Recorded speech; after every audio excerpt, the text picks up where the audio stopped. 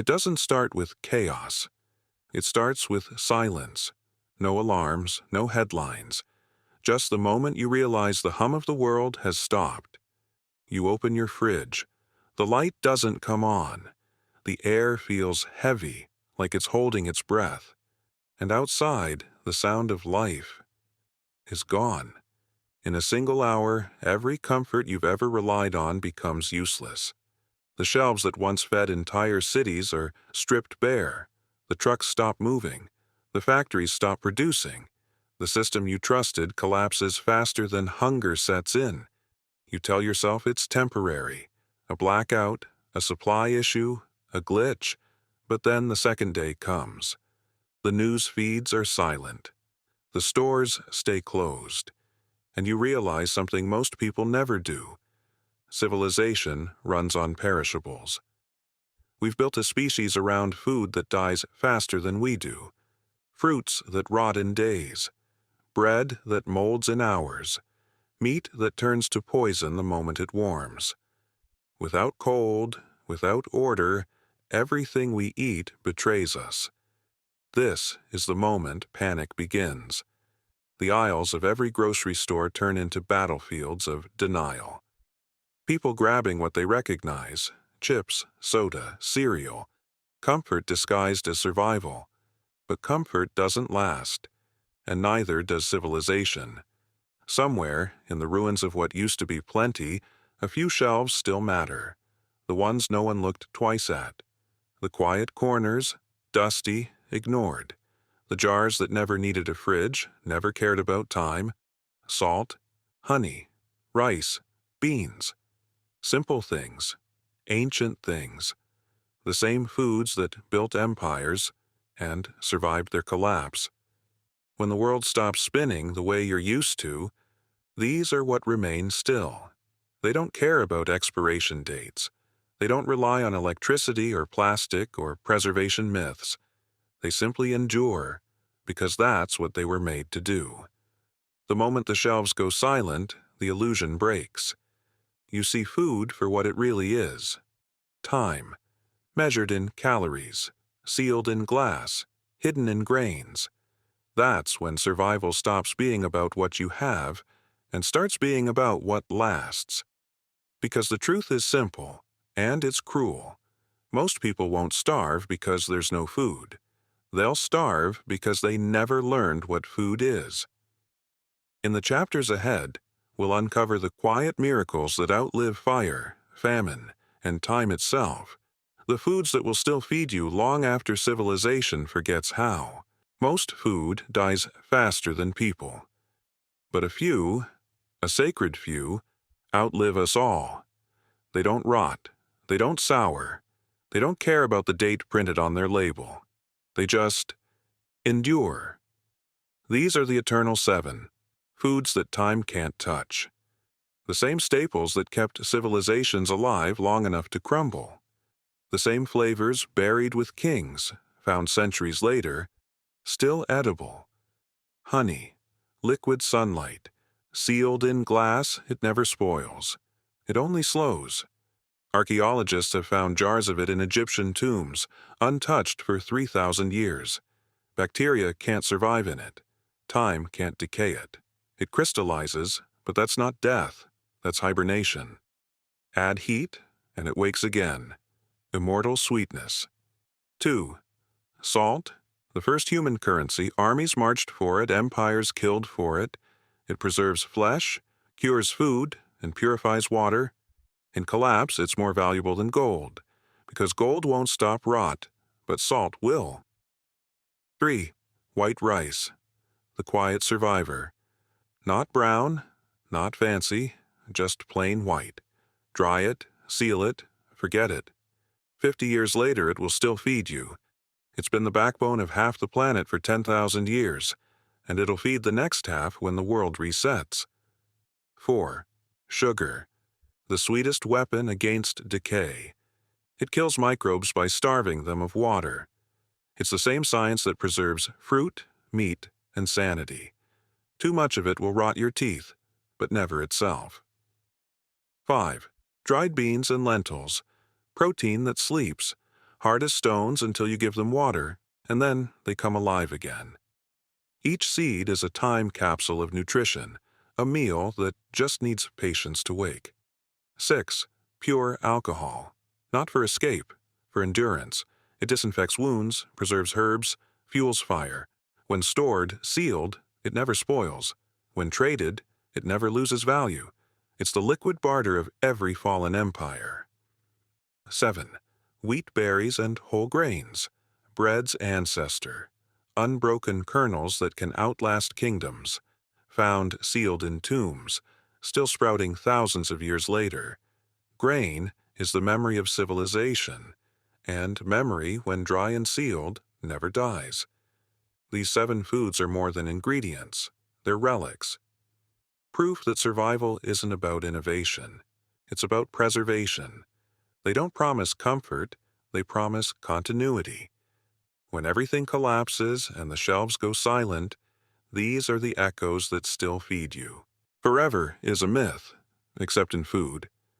But the truth behind it isn't magic, it's chemistry. Every civilization that's ever survived collapse learned the same rule. Food doesn't die from time, it dies from conditions. Bacteria, mold, oxygen, and light. These are the 4 horsemen of decay.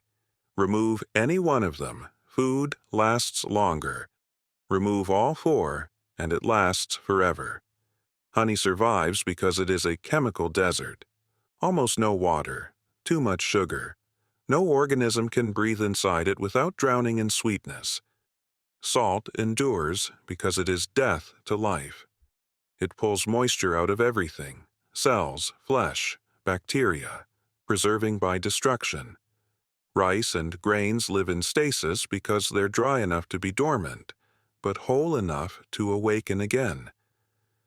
Every kernel is a seed of memory waiting for water and sunlight that may never return. Sugar and alcohol share a trick of balance. One kills by thirst, the other kills by purity. No microbe can find a home in either. The science is simple. Decay needs 3 things: moisture, oxygen, and heat. Take them away, and you don't stop time. You trap it. That's what a jar is, a time machine built from glass. A vacuum-sealed promise that when you open it years later, the world inside is still the same as the day you sealed it. Modern food fails because it's too alive. It's engineered for texture, flavor, and profit, not persistence. We've forgotten how to feed ourselves without refrigeration, without additives, without trust. The foods that last are the ones that never needed trust in the first place. Think of preservation as geometry. Surface area, airflow, temperature, light. Nature obeys laws. Survival just means learning how to obey them better than decay does. Keep it dry, water is life for them, death for you. Keep it sealed, oxygen feeds invisible fires. Keep it dark, light is energy, and energy is rot. Keep it cool, because heat is the engine of everything that spoils. In the end, immortal food isn't about mystery. It's about discipline, about controlling the same elements that build life to keep it from breaking it down. That's the science of immortality. Not eternal life, just eternal patience.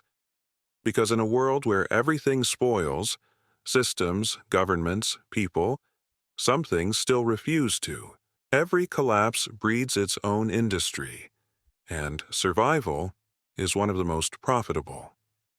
Walk into any prepper expo, and you'll see the gospel. Buckets promising 25 years of peace of mind. Meals sealed in foil with words like forever, military grade, endurance. All for a price that buys comfort, not survival. But comfort doesn't last. The truth is simple.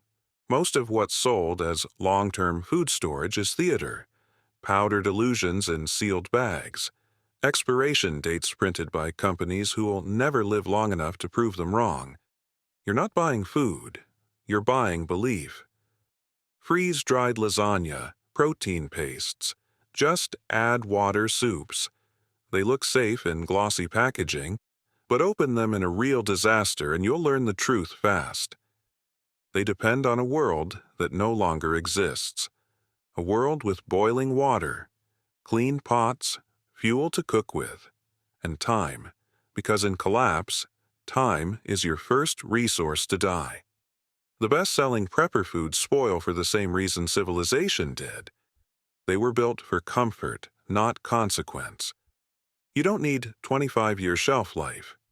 You need honesty. Rice, beans, salt, real foods that don't care about branding. They don't come with promises, only proof. Salt doesn't need a logo. Honey doesn't need instructions. Grains don't need endorsements. The modern prepper doesn't hoard food. He hoards confidence, a fragile thing sold by marketers to the afraid. When the lights go out, those buckets full of powdered comfort will betray you. Because survival doesn't come pre-packaged. It's not something you buy. It's something you build. The real survivors aren't collectors of supplies. They're collectors of knowledge. They know how to dry meat, how to ferment vegetables, how to turn scraps into calories, how to live quietly in a world that's forgotten silence. Every label that says guaranteed for 25 years is a reminder of the one thing that actually expires first: trust. So the next time you see a bucket that promises to outlast the end of the world, remember this: the only thing that lasts forever is what nature made simple. The rest was made for profit. And profit doesn't survive collapse. People do. Preservation is not about fear. It's about control. Civilization built fridges to forget how to survive. But the real survivors remember what cold never taught: that food doesn't need protection from time. It just needs protection from you. Every grain, every seed, every drop of water obeys the same laws: moisture, oxygen, heat, and light. Together, they feed decay. But remove them, and you stop the clock. This is the art of preservation, a ritual older than war, older than fire. You don't need fancy machines. You need discipline. Dry, dark, airtight. That's the Trinity. Dry because water is betrayal. It brings life to bacteria and death to food. If it's wet, it's dying. If it's dry, it's waiting. Dark because light is energy, and energy feeds rot. Sunlight cooks slow death into every seed and grain. Keep your food where even the sun forgets. Airtight because oxygen is rust for everything that breathes. Seal it. Hide it. Protect it from the world it's supposed to outlive. Use glass jars for purity, mylar for endurance, buckets for bulk, oxygen absorbers for certainty. Every container is a decision, not about what you eat, but what you remember to protect. People think stockpiling is the same as preserving. It's not. Stockpiling is panic. Preserving is patience. One feeds fear. The other feeds time. Preservation is quiet work, done in silence, in basements and barns. It's the art of thinking years ahead, of leaving something behind that even collapse can't steal. It's also discipline of rotation. Check once a year. Not because it spoils, but because you forget. And forgetting is decay in human form.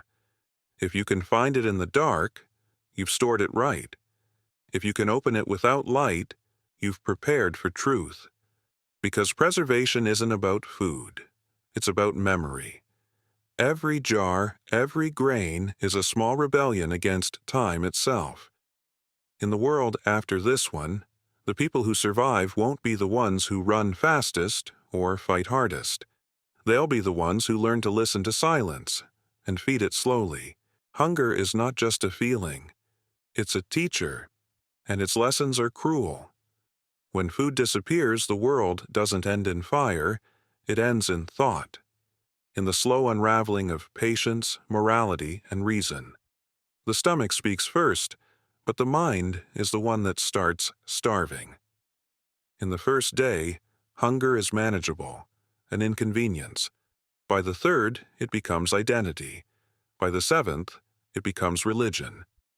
People will trade anything to silence that sound, the growl that replaces logic, the sound that reminds you that you're just an animal wearing memory as clothing.